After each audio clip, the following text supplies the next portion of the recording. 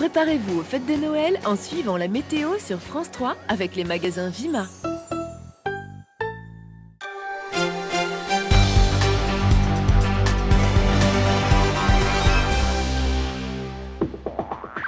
Bonsoir à tous, soyez les bienvenus dans le 19-20. Dans les Alpes, l'arrestation et l'incarcération du prédicateur autoproclamé de Marnat, en Haute-Savoie. L'homme n'a pas respecté l'assignation à résidence qui lui était imposée. Il comparaîtra la semaine prochaine devant un juge. L'inquiétude des éleveurs de Haute-Savoie, ils soupçonnent des écologistes d'avoir fait pression sur le ministère de l'Environnement pour stopper l'éradication programmée des bouquetins du massif du Bargy. Jusqu'à là, 70 bêtes seulement ont été abattues pour lutter contre l'épidémie de brucellose. Et puis la page élection régionale avec ce soir le meeting de l'écologiste Jean-Charles Colas au Jardin de Ville de Grenoble. Nous ferons le point sur la campagne à 3 jours du premier tour avec Christian Deville. Carole Gessler prendra le relais à 19h30 pour l'édition nationale. Au sommaire notamment, Bernard Tapie, condamné à restituer les 404 millions d'euros reçus lors de l'arbitrage de 2008. Pour la justice, l'homme d'affaires n'a pas été lésé par le Crédit Lyonnais pendant la vente d'Adidas. Bernard Tapie dénonce un déni de justice dans cette affaire vieille de 20 ans. Dans les Alpes, le prédicateur d'une salle de prière de Marnat en Haute-Savoie a été incarcéré à la prison de Chambéry mardi dernier pour n'avoir pas respecté l'assignation à résidence à son domicile qui lui était imposée.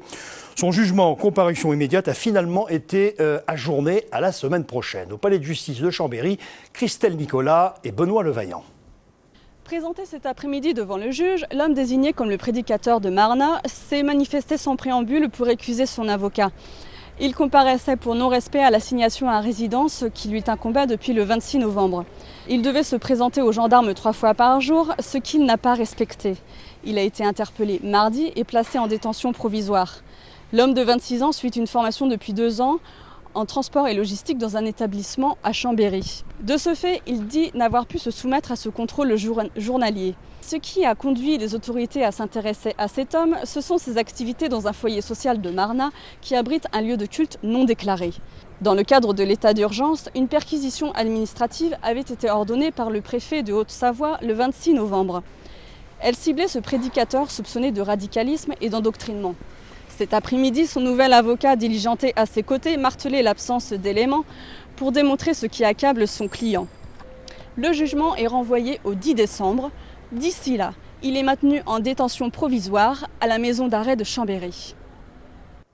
Le procès des meurtriers présumés de Kevin et Sofiane, nouvelle journée d'audition des principaux accusés aux assises de l'Isère. Aujourd'hui, Ibrahim Camara, qui a désigné hier les auteurs des coups mortels, a été longuement questionné par les avocats des autres accusés. Jean-Christophe Solari, Didier Albrand. Ce matin encore, Ibrahim Camara, qui comparaît libre, a réitéré ses accusations solides face aux défenseurs des accusés qu'il met en cause. Pour son avocat, il fait simplement preuve de responsabilité. Ibrahim Camara a préféré la morale républicaine qui veut que lorsque l'on fait quelque chose de grave, on accepte de le reconnaître et de se dénoncer pour ne pas faire condamner ses petits copains qui, eux, n'ont rien fait de grave, à la morale des quartiers qui veut que toujours on se taise. Alors, Ibrahim Camara, seul accusé digne dans un océan de déni, voilà qui fait bondir Maître Metaxas, dont le client est gravement mis en cause par Ibrahim Camara. En fait, pour lui, la stratégie de défense qui est la sienne, s'agissant de mon client, c'est de dire c'est pas moi qui ai fait ça, c'est Constant Mukalavetu. Quant aux raisons de l'implication d'Ilyes Taffer dans les coups de couteau mortels, pour son avocat, elles sont limpides. Il a le profil idéal, on sait qu'il est sur place, et semble-t-il, d'après Camara en tout cas, s'il est fiable, des gens qui sont mouillés jusqu'au cou selon son expression, donc qui sont extrêmement impliqués, lui ont demandé de tout mettre sur les épaules d'Ilyes Taffer. Une lutte d'influence entre accusés qui épuise les familles des victimes. La vérité, elle peut nous blesser, elle peut nous faire mal, mais leurs mensonges, leur soi-disant amnésie, elle nous tue là, ça nous tue. Et là, j'ai l'impression, personne parle, de par leurs mensonges, ils tuent de nouveau Sofiane et Kevin. La cour d'assises des mineurs doit encore entendre 4 accusés. Les plaidoiries des avocats de la partie civile et les réquisitions de l'avocat général se dérouleront lundi. En Haute-Savoie, les éleveurs sont perplexes. L'opération de grande ampleur annoncée pour éradiquer les bouquetins du massif du Bargy, porteurs de la brucellose, semble au point mort. Ils soupçonnent le ministère de l'Environnement de freiner l'abattage sous la pression des écologistes. Marion Feutry, Christian Mathieu. C'était en octobre dernier. En 2 jours, 70 bouquetins étaient abattus dans le massif du Bargy. La première étape d'une vaste opération d'abattage pour éradiquer la brucellose, une maladie transmissible aux troupeaux domestiques. Depuis, les tirs n'ont pas repris. L'opération est au point mort, aux grandes dames des agriculteurs, passés du soulagement à l'inquiétude. On entend plutôt des rumeurs comme quoi on entend parler quand même de problématiques et que le gouvernement serait tenté de revenir en arrière et de proposer d'autres protocoles. Donc nous on ne comprend plus et voilà, on se pose quand même beaucoup de questions et on voudrait savoir combien de temps ça va encore durer et qu'on va nous laisser cette maladie dans nos alpages. Aujourd'hui on est inquiet, remonté, énervé parce qu'on se demande qui gouverne la France et pourquoi un coup en avant, un coup en arrière. Le scénario défini par l'État était clair, 230 bouquetins à abattre et un noyau sain de 75 bêtes à préserver. Une solution contestée par les défenseurs du bouquetin, Nicolas Hulot et Brigitte Bardot en tête. Et la pression des associations écologistes semble avoir porté ses fruits. Les décisions qui ont été prises sont des décisions radicales qui ne fonctionneront pas. Il semble que le gouvernement commence à s'en apercevoir et la mise en place d'une médiation environnementale serait certainement une solution appropriée pour aboutir à une solution équilibrée. Faudra-t-il se remettre autour de la table? C'est ce que redoutent les agriculteurs qui soulignent que 40% des bouquetins du massif du Bargy sont toujours infectés par la brucellose. L'Association nationale pour l'étude de la neige et des avalanches est au bord du gouffre. Cette association reconnue d'utilité publique est confrontée à la baisse des subventions ministérielles et au creusement de son déficit. Reportage Xavier Schmitt et Vincent Abran. Ce qui va faire partir, regardez la plaque. Communication, prévention et formation. C'est le savoir-faire de l'ANENA, l'Association nationale pour l'étude de la neige et des avalanches. Mais le soutien public n'est plus ce qu'il était. Depuis 2010, les subventions qui étaient versées par plusieurs ministères ont été supprimées. L'ANENA a été créée par l'État, a été subventionnée au départ à 100%, et malheureusement, au fil des décennies, l'État s'est désengagé.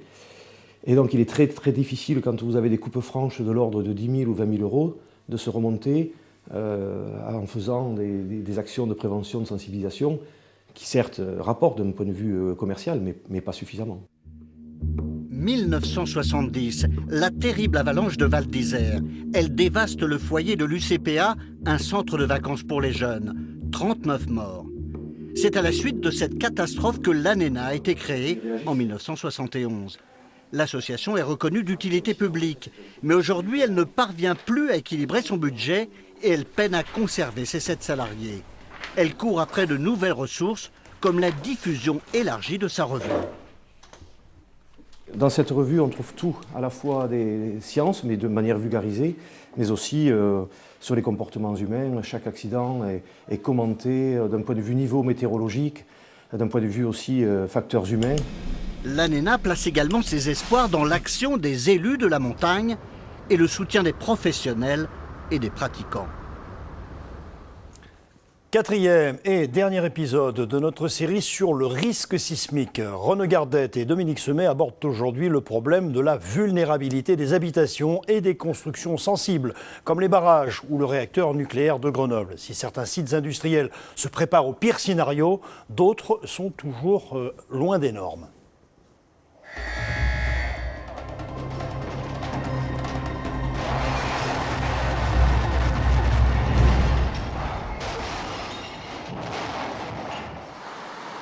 Avec 132 barrages dans les Alpes, EDF est en première ligne face au risque sismique.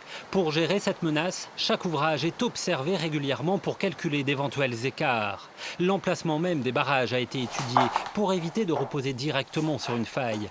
Et avec près de 80 mètres de béton en largeur au sol, la dimension même d'un grand barrage le rend à la fois solide et souple pour résister à de fortes secousses. Le barrage va effectivement bouger avec le séisme, mais comme il a déjà la poussée de l'eau et que le séisme a rajouté simplement une petite poussée supplémentaire, il va effectivement bouger un petit peu plus, mais rester au même endroit, sans ouverture ni fissure dans le barrage.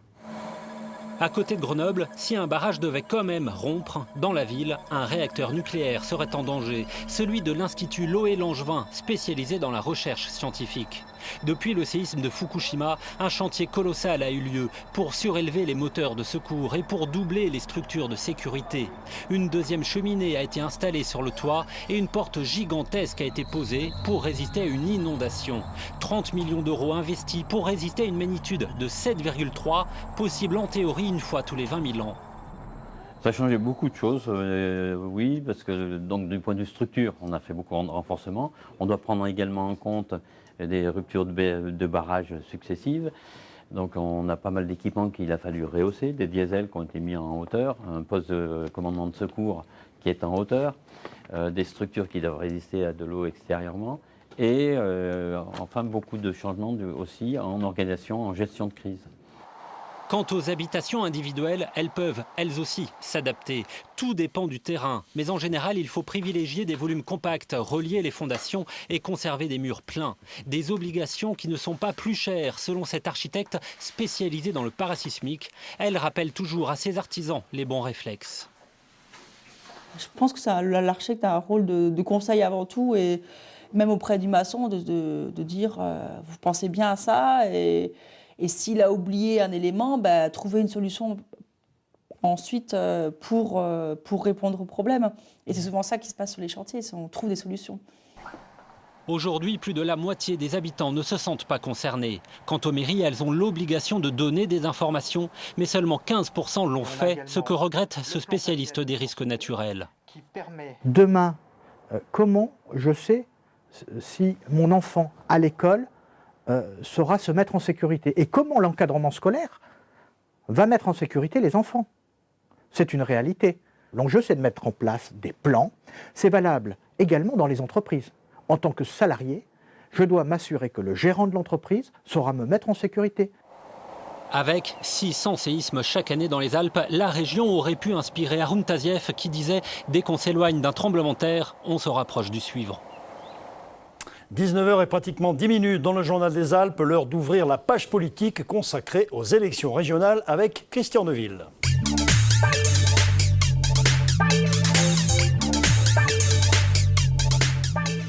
Bonsoir Christian. Bonsoir Daniel. Alors J-3, ça veut dire dernière ligne droite et dernier meeting. Oui, à commencer par celui des écologistes à Grenoble, ville emblématique depuis la victoire d'Éric Piolle, le dernier municipal, sans cesse cité comme l'exemple à suivre en matière de rassemblement. Pour autant, on ne peut pas dire que c'était la grande fête hier soir au Jardin de Ville. Peu de monde, un chapiteau assez frisquet, des sondages décevants, voire inquiétants. Il y a un message qui a du mal à passer, malgré la COP21, à cause de l'état d'urgence qui interdit les manifestations. Image Christelle Nicolas. Don't you know they're talking about revolution, it sounds. Tête de liste iséroise du Rassemblement citoyen écologique et solidaire et chanteuse lyrique de profession, Myriam Ledouni-Denis n'a pas hésité à ouvrir ce meeting en chanson. Une façon de prouver que les écolos peuvent encore faire de la politique autrement. Et cela a d'ailleurs été le leitmotiv de cette soirée, affirmer ses différences avec les autres formations, avec tout d'abord le renouvellement de ses candidats. La liste des candidats, les Républicains, cumule pour 13 têtes de liste départementales 271 années de mandat. Du côté du Parti socialiste, c'est 368 années de mandat cumulées pour ces têtes de liste départementales. Et pour vous donner un ordre d'idée, du côté du Rassemblement, c'est 50. Devant une assemblée d'à peine 300 personnes, les différents intervenants ont d'abord beaucoup parlé du national, critiqué la COP21, dénoncé l'application de l'état d'urgence, avant de revenir en fin de soirée aux élections régionales. Quand nos adversaires et nos concurrents mettent à l'honneur le rayonnement, la compétitivité, le prestige, et puis la compétition des territoires et des citoyens, nous défendons exactement l'inverse. Notre projet, pour Auvergne-Rhône-Alpes, il est d'abord tourné vers les citoyens, vers le quotidien des citoyens, vers leur bien-être, le bonheur dont on parlait tout à l'heure, la coopération entre tous et la solidarité. Parmi les engagements du Rassemblement, la création de 50 000 emplois dans la proximité, le soutien à l'agriculture locale, paysanne et biologique, et la lutte contre la pollution routière, objectif 500 000 camions en moins dans les vallées alpines. Il y avait aussi des meetings à Lyon. Jean-Jacques Kérane était au Transborder et Laurent Wauquiez à la salle 3000 de l'amphithéâtre. Oui, effectivement, 2 salles de spectacle situées à quelques centaines de mètres l'une de l'autre, dans le même quartier du centre des congrès. La première est plus rock, vous la connaissez peut-être. La seconde, plus classique. Olivier de Noyelles et Honori sont allés de l'une à l'autre interroger les militants. Quels sont les points forts de Jean-Jacques Kérane? Question posée aux militants de gauche. Le point fort, c'est que c'est un homme politique qui est sur le terrain tout le temps. Sa convivialité et surtout son énergie à vouloir diriger une région. Qu'il est sérieux, qu'il est honnête. C'est son expérience, il a été président de région durant 2 mandats. Même question posée à droite. Alors c'est pas les TER, c'est pas la sécurité. Oh, moi j'en vois aucun, parce que je trouve que c'est quelqu'un de prétentieux. Je trouve pas beaucoup de qualité. Certes, il a une expérience, on va dire, de mandat, dans son mandat, mais une expérience réellement concrète sur ce qu'il a pu faire, j'en trouve pas beaucoup. Quels sont les points forts de Laurent Wauquiez? Le point fort de Laurent Wauquiez, c'est d'abord déjà sa présence, son charisme, son écoute aussi. Son âge. Il fait partie de la nouvelle génération en politique. Le côté humain, le côté près des gens. Sa jeunesse, son dynamisme, son investissement. Laurent Wauquiez, côté socialiste. Monsieur Wauquiez, il vise surtout les présidentielles de 2000 et des poussières 2022. Le point fort, il est plus vers le côté extrême droite. Je n'en trouve aucun, désolé. Pour moi, c'est un candidat qui est vraiment dans un discours assez caricatural. Quel est le principal adversaire politique de Jean-Jacques Kérane? Le Front National. Peut-être le Front National, je ne sais pas. Monsieur Wauquiez aussi. Je pense que c'est Monsieur Wauquiez, vu les derniers sondages, il est là à 30% dès le premier tour. Même question, mais cette fois concernant le principal adversaire de Laurent Wauquiez. L'abstention, évidemment. On s'attend à ce qu'il y ait un Français sur 2 qui ne se déplace pas. Un petit peu à l'extrême droite, et puis la gauche quand elle s'unira au second tour. C'est Kérane. Et évidemment le FN, mais d'abord Kérane. Quel devra être le premier chantier du futur président?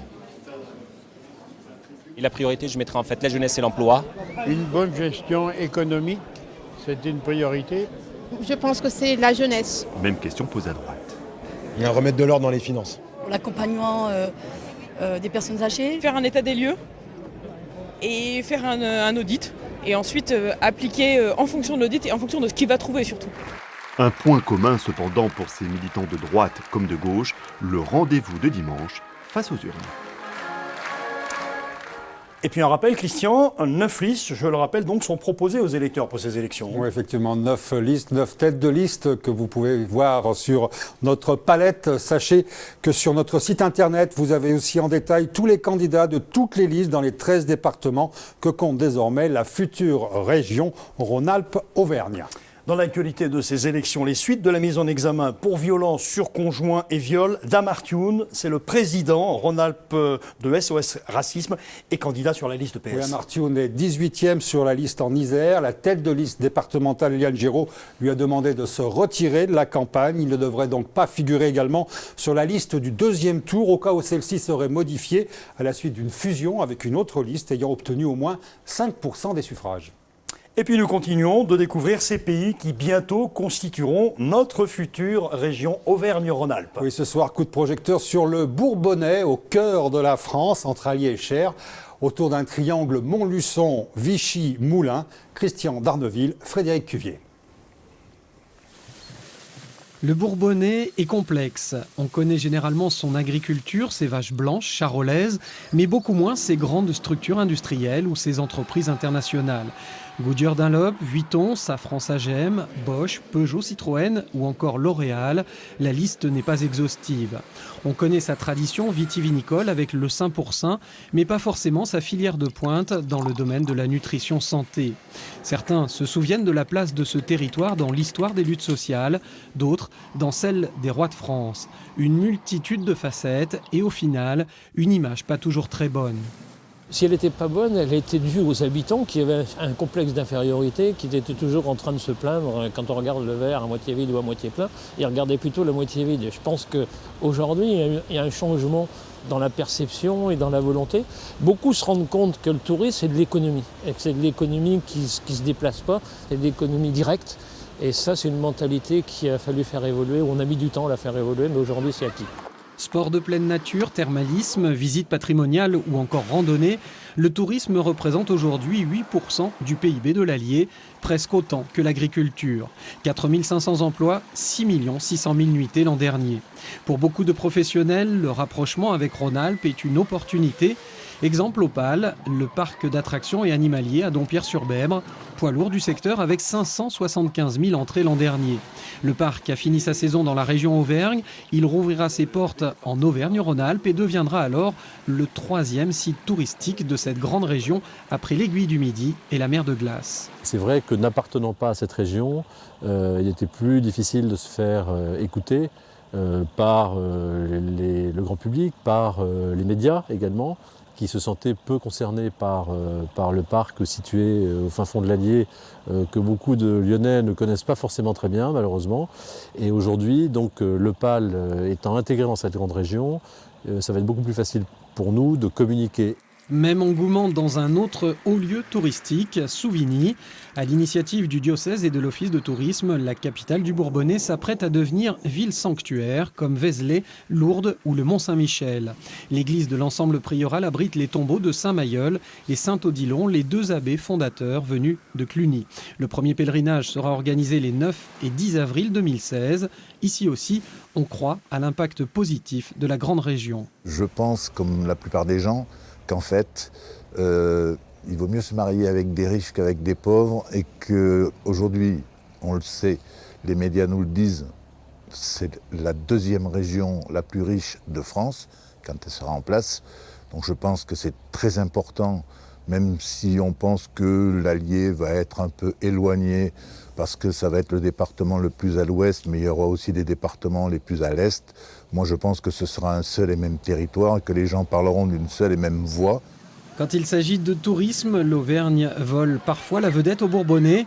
La grande région sera peut-être une chance pour le territoire. Beaucoup ici veulent y croire. Affaire à suivre. Merci Christian Deville pour cette page régionale et à demain. À demain.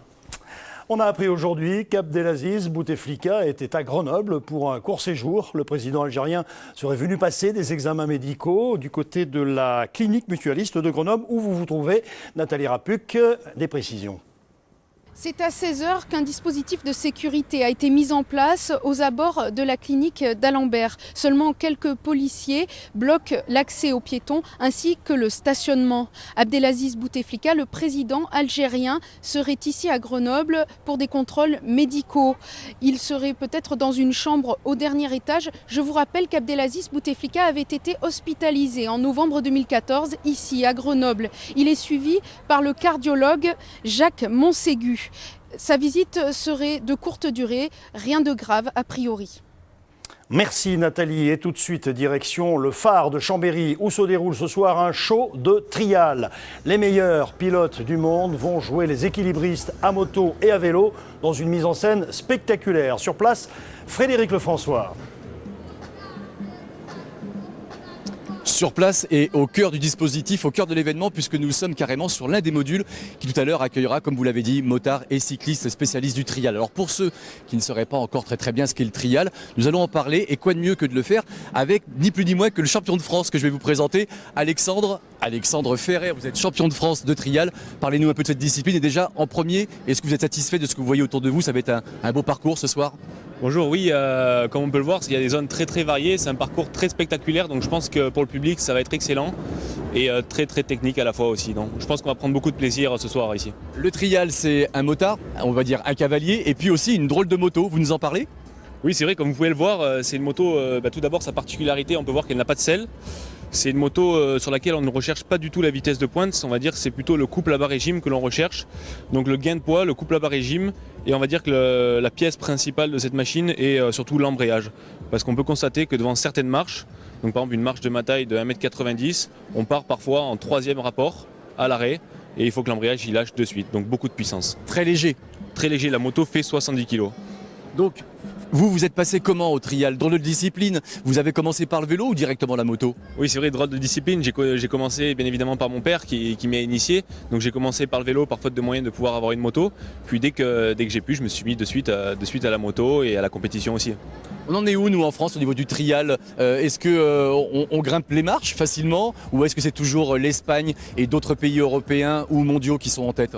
Oui, c'est vrai, c'est pas facile en championnat du monde de se faire une place, parce que les ténors du trial sont tous espagnols. On va dire que dans le top 10 mondial, il y a 7 espagnols.